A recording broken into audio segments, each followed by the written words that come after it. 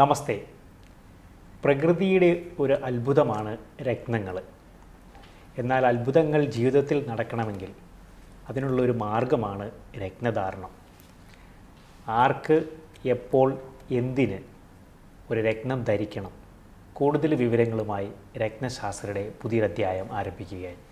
കൂടെയുള്ളത് Unnikrishnan ശിവാസ്, planetary gemmologist. രത്നശാസ്ത്രത്തിലേക്ക് സ്വാഗതം. നമ്മൾ കഴിഞ്ഞ എപ്പിസോഡിൽ പറഞ്ഞ ഒരു കാര്യമായിരുന്നു ടൈഗർ ഐ എന്ന് പറയുന്ന ഒരു രത്നത്തെക്കുറിച്ച് നമ്മൾ ചർച്ച ചെയ്തത്. അത് ഒരുപാട് ആൾക്കാർക്ക് വളരെ ഗുണകരമായിരുന്നു, അല്ലെങ്കിൽ ഞങ്ങൾക്കത് ഉപയോഗിക്കുമ്പോഴുള്ള സംശയങ്ങൾക്കുള്ളൊരു മറുപടിയായിരുന്നു എന്ന് നമ്മുടെ അടുത്ത് ധരിക്കാൻ വില കുറവാണ്. ഒരു പലരും അതിൻ്റെ ഉപയോഗിക്കുന്നതിൻ്റെ റീസൺസ്, അല്ലെങ്കിൽ എന്തിനിത് ഉപയോഗിക്കണം, എല്ലാവരും ഉപയോഗിച്ച് കാണുന്നുണ്ടല്ലോ, എന്തുകൊണ്ടാണ് ആൾക്കാർ ഇത് ഉപയോഗിക്കുന്നത് ചോദിക്കാറുണ്ട്. അപ്പോൾ അതിനുള്ള കൃത്യമായിട്ടുള്ള ഒരു മറുപടി, ഒരു ആൻസർ ആയിരുന്നു നമ്മുടെ കഴിഞ്ഞ എപ്പിസോഡെന്ന് പലരും പറയുകയുണ്ടായി. അതുപോലെ തന്നെ നമ്മൾ വൃശ്ചിക രാശിയിൽ സ്കോർപിയോ ഒരു ചന്ദ്രൻ്റെ ഒരു സ്ഥിതിവിശേഷം നമ്മളവിടെ വളരെ ഡീറ്റെയിൽ ആയിട്ട് പറയുകയുണ്ടായി. അതായത് ഈ വൃശ്ചിക രാശിയിൽ നിൽക്കുന്ന ചന്ദ്രൻ എല്ലാവർക്കും ഒരുപോലെ അല്ല, അതിന് വ്യത്യാസങ്ങളുണ്ടാവാം. ഇപ്പം നമ്മൾ തുലാം രാശിയെക്കാളും വ്യത്യസ്തപ്പെട്ടല്ലോ. തുലാത്തെന്ന് വൃശ്ചികത്തിൽ തുലാത്തിൽ സംഭവിച്ചെന്താണ്, ഒരു ഗ്രഹത്തിന് ഡെബിലിറ്റേഷൻ സംഭവിച്ചു, നീചാവസ്ഥ സംഭവിക്കുന്ന ഒരു അവസ്ഥ തുലാത്തിൽ. സൂര്യന് തുലാത്തിൽ നീചപ്പെട്ടിട്ടുണ്ട്. ഇന്ന് ശനിയുടെ ഉച്ചക്ഷേത്രം ആണല്ലോ. രണ്ട് കാര്യങ്ങളാണ് നടക്കുന്നത്. അതൊരു ബിസിനസ് ഏരിയയാണ് തുലാം, മനസ്സിലായി, ത്രാസാണ്. അപ്പം അതിനെക്കുറിച്ച് നമ്മൾ കൂടുതലായിട്ട് സംസാരിച്ചായിരുന്നു. ഇവിടെ വൃശ്ചികത്തിൽ വരുമ്പോൾ നമ്മുടെ ചന്ദ്രനാണ് ഇവിടെ ഒരു അവസ്ഥാവിശേഷം മോശമായിട്ട് നിൽക്കുന്നത്.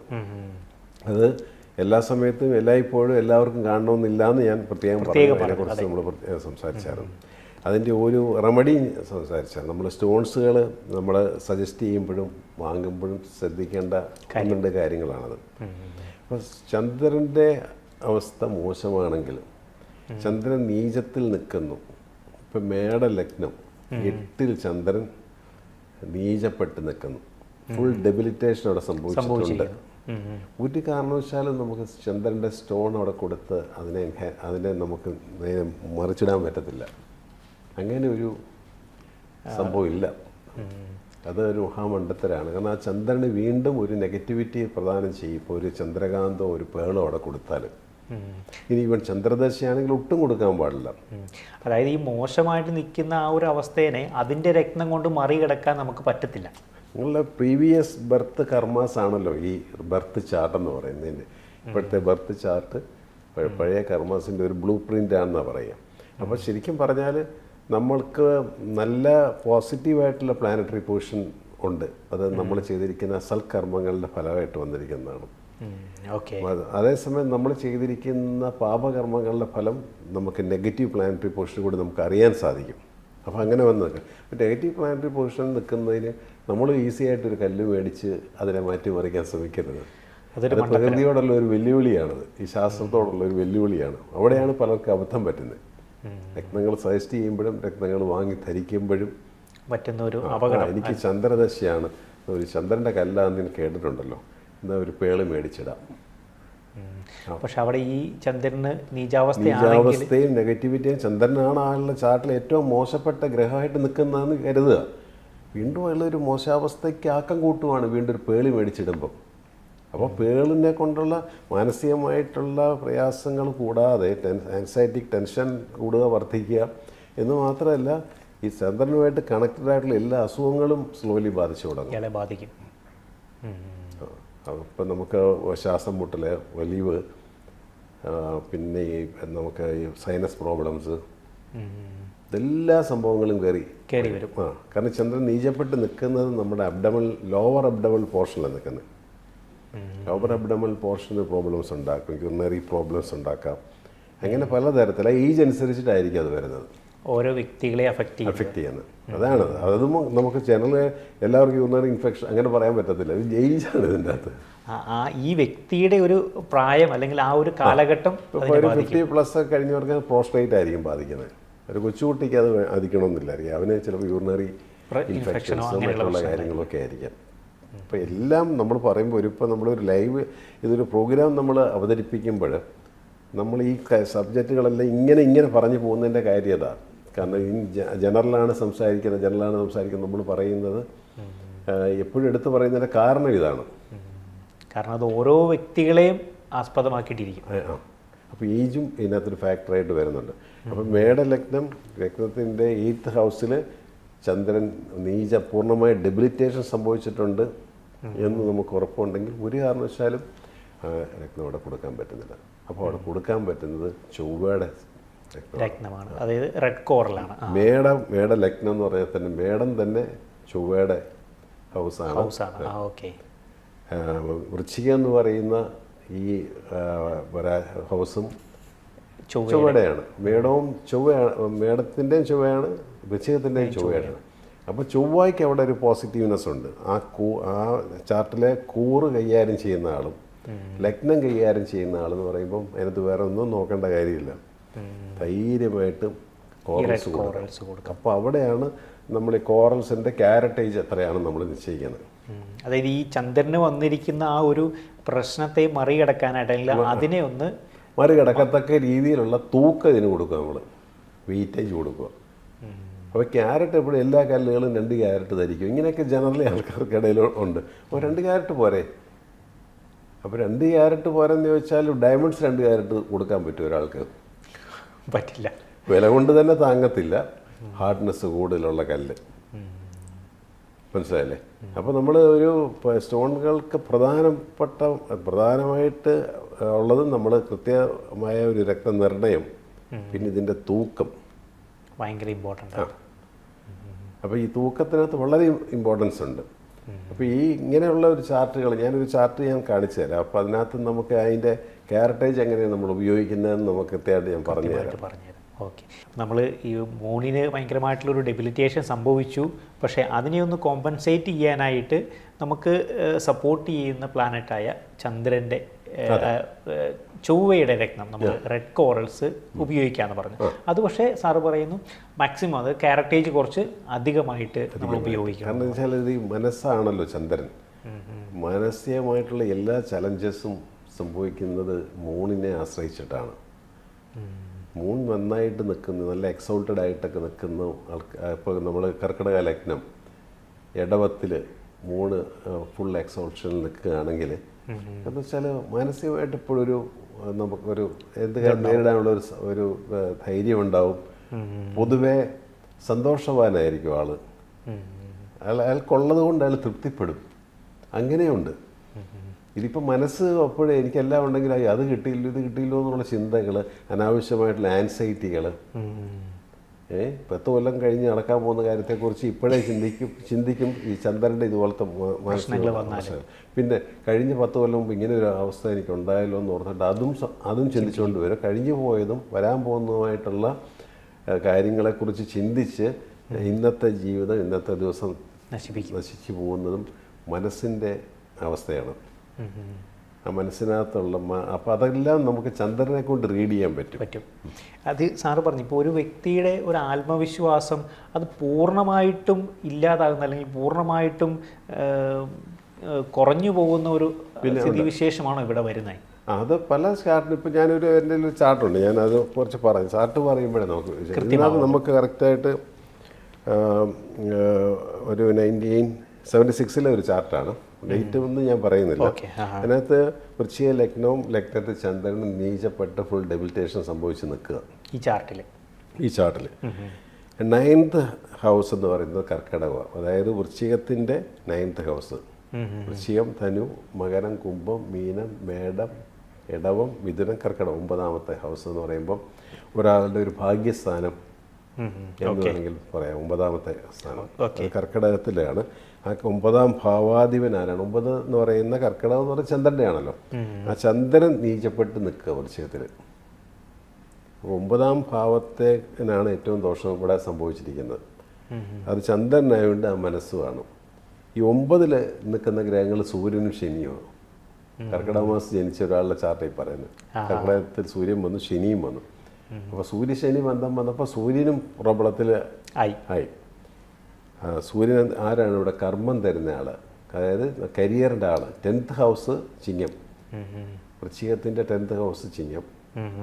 ചിങ്ങത്തിൻ്റെ അധിപൻ കർക്കിടകത്തിൽ ശനിയായിട്ട് ബന്ധപ്പെട്ട് നിൽക്കുന്നു. അല്ലെങ്കിൽ തന്നെ കർക്കിടകത്തിൽ പുള്ളിക്ക് ബലക്കുറവാണ്, പിന്നെ അതിലൂടെ ശനിയും കൂടെ കയറുന്നുണ്ട്. അപ്പം റോങ് ആയിട്ടുള്ള അപ്പോൾ കർമ്മരംഗം സംബന്ധിച്ചിട്ടുള്ള ക്ലേശങ്ങൾ, മനപ്രയാസങ്ങൾ എല്ലാം ഒന്നും സംഭവിക്കുന്നില്ലായിരിക്കും. എന്നാൽ ആലോചിച്ച് നമ്മൾ കമ്പോസ് ചെയ്യുക. നമ്മൾ സോങ്സൊക്കെ കമ്പോസ് ചെയ്യുന്ന പോലെ ഇതൊന്ന് ആലോചിച്ച് പഠിച്ച് അങ്ങനെ ആയിരിക്കും. ഇനിയിപ്പം പുതിയ ബോസ് വരും, വന്നു കഴിയുമ്പം ആ പടൻ്റെ ജോലിക്ക് ഇന്ന പ്രശ്നം വരും, അയാൾ എന്താ ചോദിക്കുമോ, ഇങ്ങനെയുള്ള ആവശ്യമില്ലാത്ത. എന്നാൽ പുതിയ ബോസ് വന്ന് സുഖമായിട്ട് കാര്യങ്ങൾ പോകാൻ തക്കതായിരിക്കും. അത് വരുമ്പോൾ നോക്കിയാൽ മതിയല്ലോ, വരുന്ന സമയത്ത് നോക്കിയാൽ പോലും. ഇപ്പോഴേ നമ്മൾ ആകുലപ്പെട്ടിട്ട് ആകുലപ്പെട്ടാൽ ഇങ്ങനെയുള്ള ആകുലതകളാണ് ഇവിടെ നിൽക്കുന്നത്. അവിടെ പുള്ളിക്ക് ഒരു പ്ലസ് പോയിന്റ് ഇതിനകത്തുണ്ട്. 10th ഹൗസിൽ, അതായത് വൃശ്ചികത്തിന് ചൊവ്വ നിൽപ്പുണ്ട്. ഈ ലഗ്നാധിപൻ അവിടെ തന്നെ നിൽപ്പുണ്ട്. കൂറിൻ്റെ അധിപൻ, ലഗ്നത്തിലെ ലഗ്നവും കൂറും രണ്ടാണ്.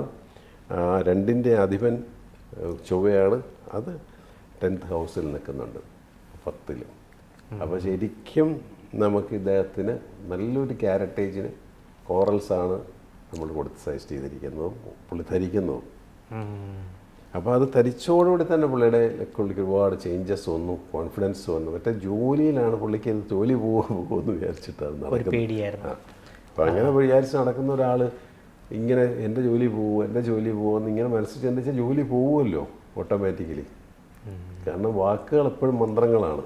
നമ്മൾ പല പ്രാവശ്യം നെഗറ്റീവ് ചിന്തിക്കുകയും പറയുകയും ചെയ്താൽ അത് സംഭവിക്കും. അത് അട്രാക്ട് ചെയ്യും നമ്മൾ. അതായിരിക്കും നമ്മൾ അട്രാക്ട് ചെയ്യുന്നത്. അതാ ലോ ഓഫ് അട്രാക്ഷൻ അതാണല്ലോ, ഇല്ലേ? അതെ. ന്യൂട്ടൻ്റെ തിയറി കറക്റ്റ് ഇവിടെ സംഭവിക്കും. ഞാനിപ്പോൾ ചോറും വരുന്നതോടെ പറഞ്ഞു, നിങ്ങളിങ്ങനെ ചിന്തിക്കല്ലേ, നിങ്ങളുടെ ജോലി പോവോ, ജോലി ഉണ്ടാവുമോ, എനിക്ക് ജോലി പോവും എന്നിങ്ങനെ നിങ്ങൾ പറഞ്ഞുകൊണ്ടേ ഇരുന്നാൽ നിങ്ങൾ ജോലി പോകും, അത് ഉറപ്പാണിത്. അപ്പോൾ ഇതിനകത്ത് പുള്ളിക്ക് നല്ല ക്യാരറ്റേജ്, നല്ല തൂക്കത്തിൽ, നല്ല ഇറ്റാലിയൻ കോറൽസ്, പവിഴം, ബ്ലീച്ച് ചെയ്യാത്തത്, പൗഡറായിട്ട് മിക്സിംഗ് ഒന്നും ഇല്ലാത്തത്, സ്കെൽറ്റനും അങ്ങനെയുള്ള സാധനങ്ങളൊക്കെ പൊടിച്ചിട്ട് പൗഡർ മിക്സ്ഡ് കോറൽസ് ഉണ്ട്. അത് ധരിച്ചിട്ട് കാര്യമില്ല, വെറുതെ ധരിച്ചുകൊണ്ട് നടക്കാമെന്ന് മാത്രമേ ഉള്ളൂ. ജീവിതത്തിൽ തെയ്യത്തുമില്ല, തേയ്മാനം സംഭവിക്കത്തില്ല. ഇല്ല. പക്ഷേ ഈ ഒറിജിനൽ ആണെങ്കിൽ അത് തേയ്മാനം സംഭവിക്കും. നമ്മൾ കോറൽസ് കൊടുക്കുമ്പം നമ്മൾ ഏത് ഷോപ്പിൽ നിന്നും കോറൽസ് കൊടുത്ത് നമ്മൾ പറയുമല്ലോ, ഈ കോറൽ നിങ്ങൾ ധരിക്കുന്നതോടുകൂടി ഇപ്പം കാണുന്ന ഭംഗി അതിന് കാണത്തില്ല. ഈ തേഞ്ഞ് കുറേശ്ശെ പോകും, ഈ പോളിഷൊക്കെ അങ്ങോട്ട് പോകും. അതിൻ്റെ അർത്ഥം നിങ്ങൾ നല്ല ഒരു കോറൽസാണ് കയ്യിൽ ധരിച്ചിരിക്കുന്നത്. ഇത് കോറൽ ധരിച്ചോടുകൂടി തന്നെ പുള്ളിയുടെ ആറ്റിറ്റ്യൂഡെല്ലാം മാറി, മനസ്സിന് ധൈര്യം വന്നു. കാരണം ചൊവ്വയുടെ സ്റ്റോൺ എപ്പോഴും മനസ്സിന് ധൈര്യമാണ് തരുന്നത്, കോറൽസ്. അങ്ങനെ ചൊവ്വ പടനായകനാണ്, മനസ്സിലായില്ലേ? അപ്പോൾ ആളുടെ ആ ഒരു സ്ഥിതിവിശേഷത്തിന് മൊത്തത്തിലൊരു ചേഞ്ചസ് സംഭവിക്കും, ഭയങ്കര ചേഞ്ചസ് സംഭവിക്കും. അതാണ് കറക്റ്റായിട്ടുള്ള നമ്മൾ ഈ പ്രീഷ്യസ് രത്നങ്ങൾ നമ്മൾ കൊടുക്കുകയും വാങ്ങുകയും ചെയ്യുമ്പോൾ നമ്മൾ ശ്രദ്ധിക്കേണ്ട. അവിടെ സാർ പറഞ്ഞ ഒരു മെയിനായിട്ടൊരു കാര്യം, ആൾക്ക് കൊടുക്കുന്ന ക്യാരക്ടേജ് ആണ്, അതായത് കുറച്ച് അധികമായിട്ടാണ് കൊടുക്കുന്നത്. കാരണം ഇയാൾക്ക് തീരെ മെൻ്റലി വീക്കാണ്. അപ്പോൾ അതിനെ ഒന്ന് സ്ട്രോങ് ആക്കാനായിട്ട് അതെ അങ്ങനെ നടക്കുമോ? അല്ലാതെ നമുക്കൊരു കോൺഫിഡൻസ് കുറച്ചുള്ള ആൾ, ചൊവ്വയ്ക്ക് കുറച്ച് ബലമുള്ള ഒരാളാണ് നമ്മൾ ഒരുപാട് സ്റ്റോൺ കൊടുക്കരുത്, അത് അബദ്ധമാവും. കാരണം അയാൾക്ക് ഓവർ കോൺഫിഡൻസ് കൊണ്ട് ഇയാൾക്ക് തീരെ കോൺഫിഡൻസ് ഇല്ല, മറ്റേത് ഓവർ കോൺഫിഡൻസിലോട്ടും പോകും. അവിടെയാണ് നമ്മൾ ഈ ക്യാരക്ടേജിൻ്റെ കാര്യങ്ങൾ ശ്രദ്ധിക്കേണ്ടത്. നമ്മൾ പറഞ്ഞു വന്ന ആ ഒരു വ്യക്തിയുടെ ചാർട്ടിൽ ആൾക്ക് കൊടുത്തിരിക്കുന്നത് റെഡ് കോറൽസ് ആണ്. അത് പ്രത്യേകം ശ്രദ്ധിക്കേണ്ടത്, ആൾ കുറച്ച് അധികം തൂക്കം ക്യാരക്ടേജ് അത് യൂസ് ചെയ്യണം. അത് ഉപയോഗിക്കുമ്പോഴും സാർ പ്രത്യേകം പറഞ്ഞൊരു കാര്യമാണ്, ബ്ലീച്ച് ചെയ്യാത്ത നാച്ചുറൽ ആയിട്ടുള്ള നല്ല ഇറ്റാലിയൻ കോറൽസ് തന്നെ ആൾ യൂസ് ചെയ്യുക. കാരണം വെച്ചാൽ അത് മാർക്കറ്റ് കീഴടക്കി കഴിഞ്ഞു. ഈ ബ്ലീച്ച് ചെയ്ത് അല്ലെങ്കിൽ പ്ലേറ്റ് ചെയ്ത് വരുന്ന കോറൽസ് ഭയങ്കര പ്രൊഡക്ഷൻ അല്ലേ അത്, ഇഷ്ടം പോലെ. നാച്ചുറലായിട്ടാണെങ്കിൽ നമുക്ക് നാച്ചുറലായിട്ട് നമ്മൾ ഹാർവെസ്റ്റ് ചെയ്തെടുക്കണമല്ലോ, മനസ്സിലായില്ലേ?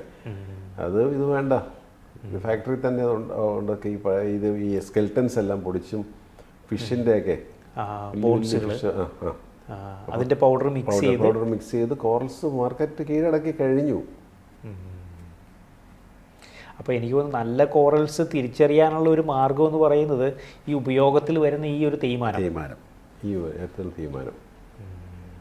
എൻ്റെ കോറൽസ് സാറേ അത് മുഴുവൻ ഭംഗിയും പോയി, വിട്ടുപോയി അടന്നു പോയി എന്ന് പറയുമ്പം ധരിച്ചത് നല്ല കോറലാണെന്ന് ആദ്യം മനസ്സിലാക്കും, അല്ലാത്തത് പോകത്തില്ല. അപ്പോൾ ഇതാണ് പവിഴത്തെക്കുറിച്ച് നമ്മൾ സംസാരിക്കും. പവിഴത്തിന് പല ഒരുപാട് പ്രശ്നങ്ങൾ. പവിഴം നമുക്ക് ഈ പൗഡർ മിക്സ്ഡ് പോലത്തെ ടണ്ണ് കണക്കിന് സ്റ്റോൺസ് വരുമ്പോൾ അതിനൊന്നും വിലയില്ല, വില കുറവാണ്. റേറ്റിലുള്ള ഡിഫറൻസും. ഇറ്റാലിയൻ കോറൽസോ നമ്മൾ ജാപ്പനീസ് കോറൽസോ നമ്മൾ ബ്ലീച്ച് ചെയ്യാത്ത സാധനങ്ങൾ മേടിച്ച് വെച്ചാൽ അതിന് വില കൊടുക്കണം. റേറ്റിലുള്ള വ്യത്യാസം വരും.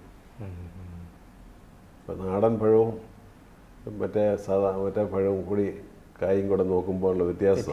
നാടൻ പച്ചക്കറികൾ വരുമ്പം അതിൻ്റെതായിട്ടുള്ള വില കൊടുക്കണ്ടേ, കാരണം അത്രയും അവർ ടേക്ക് കെയർ ചെയ്ത് കൊണ്ടുവരുന്നത്. മറ്റേത് വിഷം അടിക്കാൻ ബൾക്കായിട്ട് മേടിച്ചടിച്ച് ഒഴിച്ച് കേടാകാതൊക്കെ ഇരിക്കാനായിട്ട് എന്ത് വേണം ചെയ്യാം. ഈ ഒരു ഡിഫറൻസാണ് ഈ കല്ലുകൾക്കുണ്ടാകുന്നത്. അതുകൊണ്ടാണ് ഈ കല്ല് വിലയെന്ന് പറയുന്നത് വളരെ ഒരു എപ്പോഴും പലയിടത്തും പല ടൈപ്പ് വിലകളായിരിക്കും. ഞാൻ വാങ്ങി വെക്കുന്ന വിലയുടെ മാർജിനാണ് ഞാനിടുന്നത്, മനസ്സിലല്ലേ. ഉല്ലാസം മേടിച്ച് വെച്ചിരിക്കുന്ന സ്റ്റോണിൻ്റെ വിലയല്ലേ ഉല്ലാസത്തിന് കൊടുക്കാൻ പറ്റുള്ളൂ. ഉല്ലാസം ബ്ലീച്ചായിട്ടുള്ള കോറൽസ് ആണെങ്കിൽ പകുതി ഹാഫ് പ്രൈസിന് മേടിച്ച് വെച്ചിരിക്കുക, അതിന് കൊടുക്കാനായിട്ട് പറ്റും. എൻ്റെ കോസ്റ്റ് പ്രൈസിന് അവിടെ സെല്ല് ചെയ്യാൻ പറ്റും. ഇവിടെയാണ് വ്യത്യാസം.